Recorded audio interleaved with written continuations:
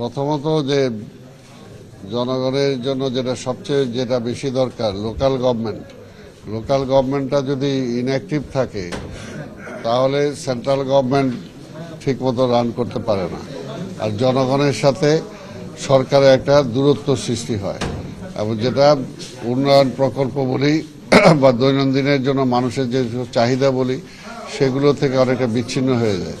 তো এই কারণে আমরা মনে করি যে সরকার সেই দিকটা চিন্তা করে আমাদেরকে দায়িত্ব দিয়েছে, কারণ আমাদের সাথে তো জনগণের একটা সম্পৃক্ততা আছে। আমরা অন্তত চেষ্টা করব যে জনগণের যে সমস্ত অভাব অভিযোগ যেগুলো আছে সেগুলো আমাদের পর্যায়ে যেগুলো সমাধান করার সেগুলো আমাদের পর্যায়ে করব, যেগুলো আমাদের পর্যায়ে সম্ভব না সেগুলো সরকারের কাছে আমরা তুলে ধরব যাতে সেগুলো দ্রুত সমাধান করা যায়।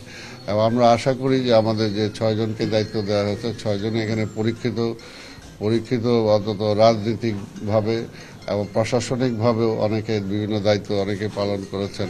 তো সেই কারণেই এখন আমরা যেটা বলতে চাই যে আমাদের চেয়ারম্যান মাননীয় প্রধানমন্ত্রী তিনি আমাদের উপর আস্থা রেখেছেন, আমরা তার আস্থার প্রতিদানটা দেওয়ার চেষ্টা করব।